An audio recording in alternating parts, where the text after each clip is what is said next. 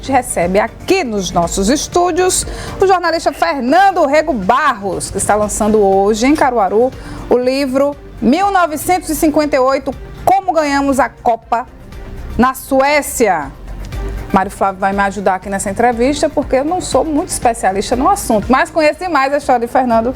É um super jornalista, é um querido, e a gente está muito feliz em recebê-lo aqui. Fernando, bom dia. Eu é que estou feliz. Bom dia, Renata. Bom dia, Mário. Bom dia a todos os ouvintes aqui da Rádio Cidade Caruaru.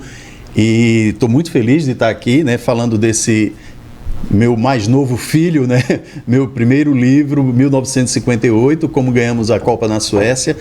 E assim, é uma satisfação muito grande estar aqui com vocês, né? Hoje à noite vou estar lançando esse livro aqui em Caruaru. Lançamos no Recife na semana passada, na quarta-feira, e eu fiz questão de lançar em Caruaru porque eu queria atingir também o público do Agreste, né? Então, Caruaru, Garanhuns, Gravatá, São Caetano, né? Bezerros, né? Todas essas cidades aqui da região. Então eu disse, vamos fazer um lançamento em Caruaru, insisti com a editora e conseguimos com a Livraria Imperatriz e vamos fazer hoje à noite, às 19 horas, lá na Imperatriz do Shopping Difusora. Fernando, antes da gente falar, né, especificamente sobre o livro, a gente queria falar sobre essa paixão aí por futebol e Copas do Mundo, que a gente conhece o jornalista, né, de cobrir geral, como a gente chama, né, que você cobriu durante muitos anos na Rede Globo, depois, né, ali com a questão política, né, no jornalismo político, com conhecimento muito profundo ali dos bastidores de Brasília. E o futebol? Como é que veio na vida de Fernando? Eu comecei no jornalismo, pouca gente sabe, mas eu comecei na editoria de esportes do Jornal do Comércio, né? Sempre gostei muito de futebol, sempre fui um apaixonado por Copas do Mundo, né? E a ideia desse livro veio exatamente disso. A gente conhece muito a história do Penta em 2002, né, do Tetra em 1994, mas eu disse, poxa, eu acho que a gente precisaria contar melhor como foi a primeira conquista da gente em Copas do Mundo, né? Foi a Copa de 1958. Sempre que eu pesquisava, via alguma revista que falasse sobre aquela Copa, era, sei lá, 5 páginas sobre a Copa de 1958, uma coisa bem resumida, né? Então eu quis, com esse livro, eu quis detalhar mais aquela conquista, né? Mostrar os bastidores, né? De como aquela seleção foi formada, né? Uma seleção que tinha Pelé, Didi, Garrincha, Nilton Santos, né? Era um time recheado de craques, né? E pouco falado hoje em dia, né? Então eu me dediquei muito. A ideia, para você ter uma ideia, a ideia desse livro surgiu em 2006, né? E eu comecei a fazer esse livro, fiz quase todo o livro entre 2007 e 2008. Só que aí não achei editora, não queria bancar uma edição por conta própria, né? Porque não tinha condições financeiras de bancar, que eu queria um livro bem feito, bonito, né? Então, acabei, depois que escrevi, meio que guardei, né? Eu ofereci para algumas editoras, as editoras agradeciam, mas diziam que não estavam naquele momento para lançar o livro. E aí surgiu esse ano o interesse um jornalista amigo falou com um dos diretores da CEP, né, da Companhia Editora de Pernambuco, e surgiu o interesse da CEP para publicar o livro. Pediram os originais, eu mandei, eles gostaram e disseram que queriam publicar, né? Então eu dei, como eu tinha escrito lá atrás, né, 2008, acho que foi o ano que eu escrevi mais o livro, então eu dei uma atualizada, porque o livro tem uma parte aqui que tem os perfis dos 22 jogadores que participaram daquela Copa. Então muitos deles, quando eu escrevi, estavam vivos e morreram, sei lá, em 2013, 2014, né? Então dei uma atualizada nos perfis. O restante do livro praticamente não mexi, já estava pronto, né? E acho que em 2 meses a gente lançou o livro, sabe? Entre a CEP querer publicar e o livro sair, foram 2 meses. A gente se esforçou muito para sair antes da Copa, não foi possível, mas saiu ainda na primeira fase da Copa, né? Então está um momento muito propício, todo mundo falando de futebol, e eu quis, com esse livro, relembrar aquela primeira conquista do Brasil. Ô Fernando, 2 coisas sobre essa seleção, não sei se você trata no livro, que a gente ainda não leu o livro, né? O bom é quando você lê, porque aí você tem mais propriedade, mas a gente vai ler, porque ele está chegando hoje. Aqui, esse ano de 58 é o ano da virada de chave do futebol brasileiro, Porque a gente vinha do trauma de 50, Sim. né, daquela derrota para o Uruguai, o Maracanã lotado, ganhando o jogo, de repente tomar aquela virada no final e a seleção não conseguiu o título. E Pelé surgindo, né? Porque reza a lenda dos bastidores que Pelé não era titular e foi jogadores que chamaram o treinador, disse, bota Pelé pra jogar, porque o menino tá acabando com tudo aí nos treinos. E a gente ontem foi uma coisa muito bonita, né? Depois daquele jogo da seleção brasileira, aquela homenagem, né? Que os jogadores fizeram ao Pelé, que passa por um momento muito delicado de saúde. Olha, Mário, Pelé quase não ia à Copa, tá? Pelé tinha 17 anos, né? Era já, assim, era um craque que despontava no futebol brasileiro, né? Mas no último jogo de preparação do Brasil para a Copa, aqui no Brasil, um amistoso com o Corinthians, Pelé levou amistoso com o Corinthians. Foi um amistoso, levou 5-0, o Brasil ganhou de 5-0, né? Mas nesse jogo um zagueiro do Corinthians atingiu o Pelé no joelho direito. Então ele quase não ia à Copa. Quem bancou a ida do Pelé para a Copa foi o médico, o Dr. Wilton Gosling, que garantiu para o Feola, que era o técnico da seleção, que por Pelé ser muito jovem, ele se recuperaria ainda a tempo de disputar a Copa. Mas talvez não para o primeiro jogo, segundo jogo, mas durante a Copa ele estaria disponível para ser escalado. E Pelé foi assim, machucado, né? Ele realmente não era o titular era Dida do Flamengo, né? E começou a Copa Dida como titular mesmo. E Pelé foi escalado, não foi por pressão, assim, o Feola queria botar Pelé em campo, talvez não botasse... Era receio. O Dida, por exemplo, saiu da seleção porque estava machucado, ele se machucou também durante a Copa, né? Mas Pelé, apesar de não ser o titular, existia muita confiança nele, né? Que era um jovem que estava se destacando. Qual a idade dele, né? Ele tinha 17 anos, né? Então Pelé, E outra coisa, Pelé não sentiu o peso de entrar em campo. Por quê? Porque tinha Didi, Garrincha, Nilton Santos, Vavá. Era um timaço, Zagallo. né? Zagallo. Então era um time muito forte. E Pelé, assim, não sentiu o peso da camisa, digamos assim. Entrou muito bem. Ele estreou na terceira partida. Ele e Garrincha estrearam na terceira partida contra a União Soviética. Garrincha deu um show, assim, o início do jogo. Logo na primeira jogada, Garrincha meteu uma bola na trave do goleiro Yashin, que era considerado um dos melhores goleiros do mundo. Aranha Negra. É o Aranha Negra, conhecido como Aranha Negra, e porque se vestia todo de preto, né? E no lance seguinte, Garrincha passou para Pelé meteu uma bola no travessão e no terceiro minuto, Didi deu um passe e Vavá fez 1-0. Então até tem um jornalista francês, eu cito no livro, Gabriel Hanot, do L'Équipe da França, que diz que foram os maiores 3 minutos da história do futebol mundial. Porque em 3 minutos acabaram com tudo. O Brasil desmontou a União Soviética. O Matuto pintaram miséria. Exatamente. Não, eu entrevistei Zagallo e Zagallo disse que no início do jogo ele ficou só assistindo, porque o jogo, Zagallo era ponta esquerda e o jogo só se dava todo pela direita. Pelé e Garrincha ali pela direita arrasando, né? Uma curiosidade que eu tenho é de onde surgiu essa história de futebol arte do Brasil, né? Quando foi que o mundo passou a olhar para a gente com um olhar diferente em relação ao futebol? Olha, eu acho que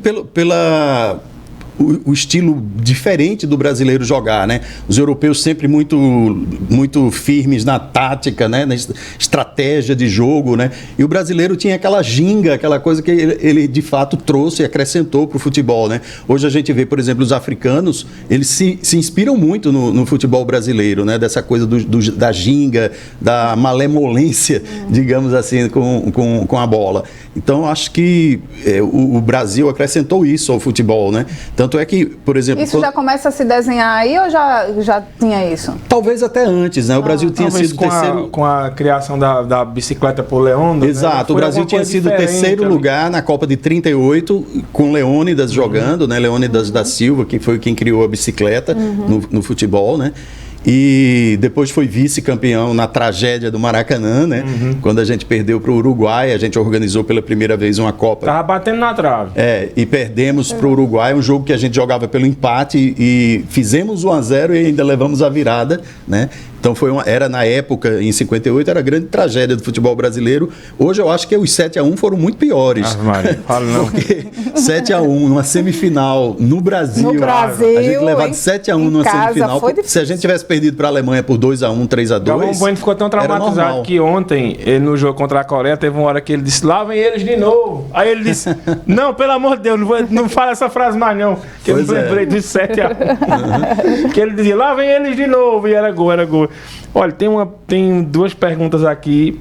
A primeira é o seguinte, que eu lembrei de uma história, porque outro dia estava uma discussão muito grande num grupo, porque essa juventude que joga muito videogame e joga muito futebol, né, eles dizem que Pelé não é o maior jogador de todos os tempos, não. Que é Cristiano Ronaldo, outros dizem que é Messi, porque Pelé jogava contra marceneiros. Assim, o pessoal entende o que eu vou dizer, não estou menosprezando a profissão de ninguém. Mas era o pessoal que não era jogador profissional, eles usam esse termo, marceneiro, pedreiro, pintor, não sei o quê, e nas horas vagas iam jogar futebol. E eu acho que não era muito assim. Não era. Já existia, na época de Pelé, o futebol já era profissionalizado, né? Já existiam campeonatos profissionais de futebol. Teve alguém melhor do que Pelé? Na minha opinião, não. Porque algum jogador foi tricampeão mundial em campo, só Pelé. Né? Algum jogador fez 1.283 gols durante a carreira, só Pelé. Né? Pelé fazia gol de perna direita, de perna esquerda, de cabeça. Montou que Pelé... Aí eles pegam gols de vários craques atuais com jogadas, aí depois eles mostram que Pelé já fazia isso lá. Exato, eu já vi esse vídeo também. É bem interessante. E outra coisa, voltando um pouco atrás, né, quando o Brasil perdeu a Copa de 50, Pelé ia fazer 10 anos ainda, ele é de outubro, a Copa foi em julho, ele tinha 9 anos e ele viu o pai dele, o Dondinho, muito triste, né? E ele prometeu para o pai dele que um dia ganharia uma Copa do Mundo para ele. Ganhou só 3. Ele com 9 anos de idade. Então, quando ele ganhou essa Copa... Que promessa, hein? Pois é. Quando ele ganhou a Copa de 58, ele, até aqui na capa ele chorando, né? Quando ele ganhou essa Copa, ele chorava e a preocupação dele era saber se o pai dele tinha ouvido o jogo, porque as pessoas acompanhavam aquela Copa pelo rádio, né? A televisão não transmitia ainda ao vivo o jogo. Então a preocupação dele era, será que meu pai está ouvindo o jogo? Será que meu pai já sabe que nós somos campeões do mundo, né? Então, assim, isso eu conto aqui no livro e é uma coisa que me emocionei até, né? Porque era um garoto, né, de 9 anos, ficou triste porque viu o pai triste também, né? Não sabia fez essa que ia promessa. Ser o rei do futebol. Pois é, e ganhou 3 Copas, né? Em 62 ele só jogou os 2 primeiros jogos. Tantos títulos que Pelé. Em 62 ele só jogou os 2 primeiros jogos porque estava machucado, se machucou, mas em 70 jogou todos os jogos, fez o primeiro gol na final com a Itália, aquele gol de cabeça. A seleção de 70 né? é outra. A seleção de 70 Fernanda, era fortíssima também. A história que você contou agora é muito boa, mas existem outras assim que você não tinha nem ouvido falar e você ficou, poxa, eu consegui isso pro livro, que massa. Olha, uma coisa que eu acho que pouca gente fala é que Pelé quase não ia à Copa, né? Eu mesmo não sabia, eu fiquei sabendo hoje aqui. Pois é, todo mundo fala que Pelé só tinha 17 anos, isso aí todo mundo sabe, né? Que ele foi campeão muito jovem, mas ele quase não ia, né? Assim, ele foi convocado, se machucou no último jogo de preparação, se cogitou excluí-lo, né? Cortá-lo da seleção e ele se recuperou e foi à Copa, recuperou-se lá na Suécia já, né? Então, assim, essa é uma coisa que pouca gente sabe, né? Tem outra coisa que eu conto no livro que já se sabe, mas, assim, aquela expressão, faltou combinar com os russos, né? Aquilo surgiu quando o Feola, na pré-eleição do jogo, disse para Garrincha, olha, quando você receber a bola de Didi, você dribla o lateral esquerdo, dribla o zagueiro, cruza para o centro da área, Vavá chega e faz o gol. Só isso. Aí o Garrincha disse, mas combinaram isso com os russos? Né? Eu vou estar lá só, Pois é. Vocês combinaram isso com os russos, então isso entrou no anedotário praticamente nacional, né? Todo mundo diz, mas é uma expressão que surgiu aí, né? Faltou combinar com os russos, que será que eles sabem que a gente vai fazer tudo isso, né? Para dar certo é preciso combinar antes, pois né? Olha, aqui no WhatsApp Cidade tem 2 mensagens que chegam, nosso 998780997. O Dr. Kiko Franz manda aqui a mensagem assim, o seguinte: parabéns, Fernando Rego Barros, pelo lançamento da obra. Nós, esportistas, ele pratica artes marciais, Pelé era tão bom que até os gols que ele perdeu são referência até hoje. Exato. Grande abraço. Eu acho que ele fala muito daquele gol contra o Uruguai, né? Que ele faz aquela jogada. Tem aquele contra o Uruguai e aquele que ele chuta do meio do campo contra a Tchecoslováquia, também na Copa de 70. Que a bola passa... Ficou conhecido o gol que Pelé não fez. Quando toda vez que alguém faz um gol no meio campo, vem essa referência. E o André Teixeira diz aqui, a seleção cacareco. Ouvia meu pai falar, mas não... Ouvia meu pai falar como não entendo de futebol. Seleção Cacareco, eu não entendi muito a mensagem, mas era a seleção pernambucana, né? Que tinha esse apelido carinhoso de Cacareco, eu acho. A Cacareco é a seleção pernambucana. Tem uma história interessante também, o Vavá era pernambucano, né? Isso. E Vavá, quando o Brasil voltou da Suécia para o Brasil, voltou por Pernambuco, pelo Recife, né? Olha, então não foi no Tetra, né? Não foi só no Tetra, Não foi só no Tetra. E tem uma história muito interessante Vavá jogou no Sport, não foi? Se eu não me engano. Jogou no Sport bem no início da carreira, né? Depois foi pro Vasco. Tá mostrado, né? Então, quando a seleção chegou aqui, estava chovendo muito e a delegação, o chefe da delegação brasileira, que era o Paulo Machado de Carvalho, pensou só em abastecer e seguir viagem para o Rio de Janeiro por conta de toda a chuva, tudo, né? Mas aí existia um planejamento para assim, uma programação para ser cumprida no Recife, né? A população, o aeroporto dos Guararapes estava lotado, né? A população esperando no centro do Recife também. Então quiseram adiar e o Rubem Moreira, que era o presidente da Federação Pernambucana de Futebol, ele foi até o avião e disse, olha, não tem condições de vocês só abastecerem e irem embora. A população está aqui querendo ver os jogadores, a seleção. Mas o presidente Juscelino Kubitschek está esperando a gente no Rio, não tem tempo, não sei o quê. Ele disse, olha, eu não vou deixar vocês decolarem. A pista do aeroporto está cheia, não vou deixar vocês decolarem desse jeito, né? Então alguém da delegação disse, mas aí já vai ser um caso de polícia. Aí o Rubem Moreira disse, não esqueça que a polícia é nossa. Eita! E aí, se fosse hoje, eu duvido. E aí o Brasil fez o... Se fosse hoje, depois a Federação disse, não, vamos embora. Com chuva, com tudo, o Brasil desfilou, teve uma recepção, seria na Avenida Guararapes, não foi por causa da chuva, transferiram para... Já estava alagado o Recife, para o Clube Português. Não sei se chegou a alagar, mas choveu muito naquele dia. E aí houve uma recepção, mesmo que rápida, no Clube Português, e só depois a delegação seguiu para o aeroporto e foi para o Rio de Janeiro, né? Olha, o Rodrigo hoje não Melo, seria num carro do Corpo de Bombeiro, seria num bote. O Rodrigo Melo diz aqui, bom dia, ótimo saber das histórias de mais histórias das Copas, estou exalizado depois de ontem. E também quem manda uma pergunta aqui, eu não sei se o Fernando vai ter como responder, mas ele fala no geral, né? É verdade que dizem, deixa eu ver como é o nome desse ouvinte aqui, é o Jadson. É verdade que dizem que as bolas e as chuteiras antigamente eram bem pesadas, as bolas eram. As bolas sim, a bola de 58, a gente tem até uma foto aqui no livro, uma bola colorida da época. Tinha nome a bola na época, não? Não né? Tinha ainda nome. Isso é marketing. Né? Isso é mais. Mas a gente só lembra, eu só lembro de Jabulani. Eu não lembro dessa de agora mesmo, eu não lembro o nome dela. As bolas eram pesadas, que eu lembro até a bola que a gente brincava com. Era bola de couro, né? Era, quando chovia, Maria. Botasse na cabeça, matava o menino. Uma bola de ferro. Era uma bola bem diferente, né? Vou mostrar aqui para quem está acompanhando pelo vídeo. Olha só a bola como era, né? Uma bola de couro, né? Uma bola de vôlei. Até parece uma bola de vôlei, mas é uma bola bem pesada, né? E foi a bola oficial da Copa de 58 foi essa. E tem outra questão envolvendo aí essas histórias das Copas, que eu tô deixando essa pergunta por fim, que é a pergunta mais delicada. Eu vou deixar só por último ela. Isso, o Walter diz aqui, bom dia Mário e Renata, bom dia Fernando Rego Barros. Bom dia. Uma referência ao jornalismo. Uma pergunta, pelo histórico inicial de ambos, dá para comparar o início de Pelé com o início do francês Mbappé? Eu acho que dá, sim. Mbappé na Copa de 18 tinha só 19 anos, né? Ele está com 23 agora, né? Isso. E Pelé... Do jeito que eu falei que Pelé não sentiu o peso da camisa, o Mbappé também não, né? O Mbappé já fez 5 gols agora nessa Copa e olha que teve um jogo... Ele fez uma postagem falando sobre Pelé. Exato. E olha que teve um jogo que o Mbappé não marcou, que a França até perdeu para a Tunísia na última rodada da primeira fase, como o Brasil perdeu para Camarões. Você que está escrevendo esse livro, tem muitas histórias, 31 anos só de TV Globo, né? Tanta experiência, tantas coberturas. A gente vê um respeito muito grande. Ontem o estádio inteiro ecoando o nome do Pelé. O Neymar, as pessoas adoram o Neymar fora do país.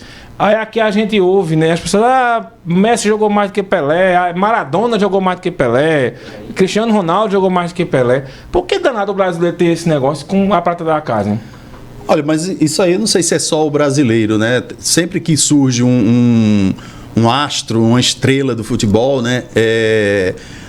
Há esse tipo de comparação, né? As pessoas ficam querendo comparar, mas será que, por exemplo, o Messi e o Maradona comparavam com o Di Stéfano na Argentina, que fez a carreira toda na Espanha.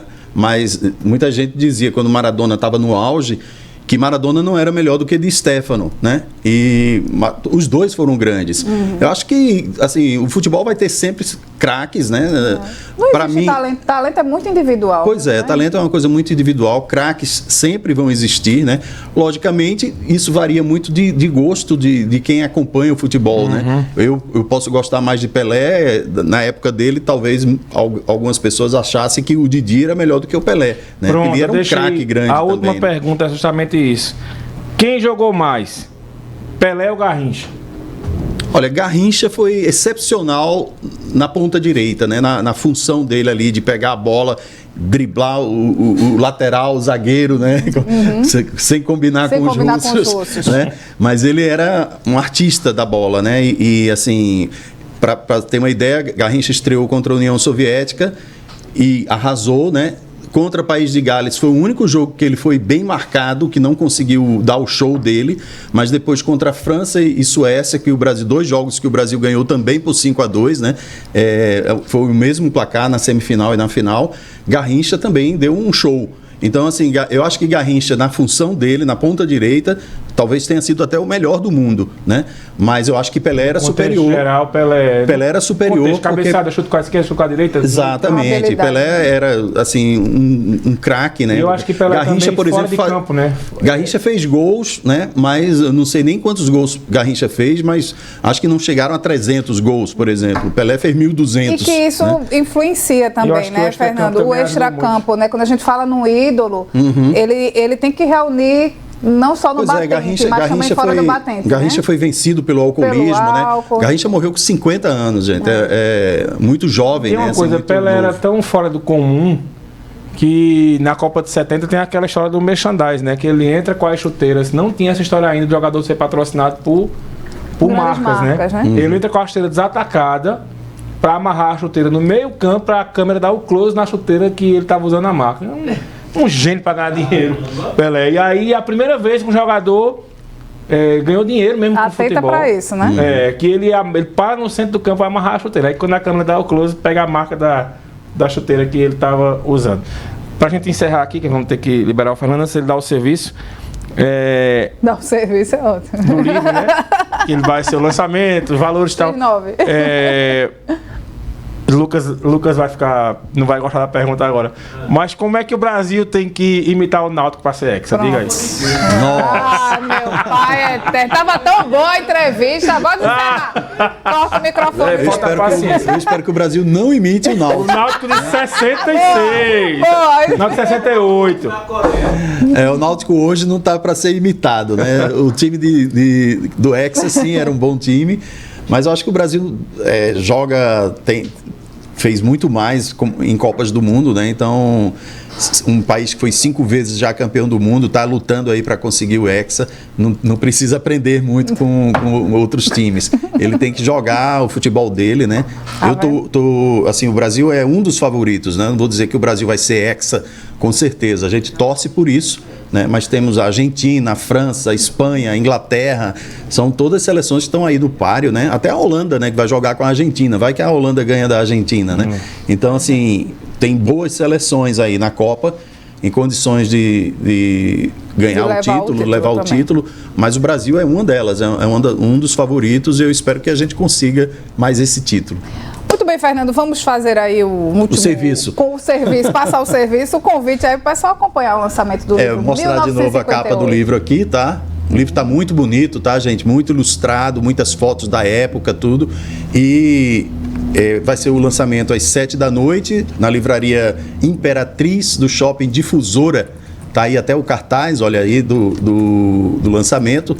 Eu espero vocês lá. Vocês não só de Caruaru, mas também todo o região. pessoal aqui do Agreste, né? Gravatá, como eu falei no início, Gravatá, Bezerro, São Caetano, né? Toritama, Santa Cruz do Capibaribe. Quem puder aparecer lá, eu vou ficar muito feliz. Muito bem. Seu jornalista Fernando Obrigado Rego a vocês Barros. pela entrevista. Que é isso, Eu que foi um agradeço. prazer recebê-lo aqui. Boa sorte. Mais tarde estaremos lá no Shopping Difusora para prestigiar o lançamento do livro.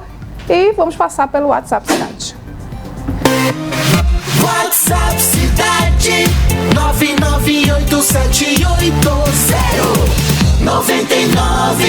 998780999.7. Apoio Rockball, o boliche de Caruaru. Um abraço para Neide, motorista que está acompanhando aqui a nossa entrevista. Lembrando ao pessoal que acompanhou e gostou das histórias, para vocês terem todo o acesso, vão lá hoje às 7 da noite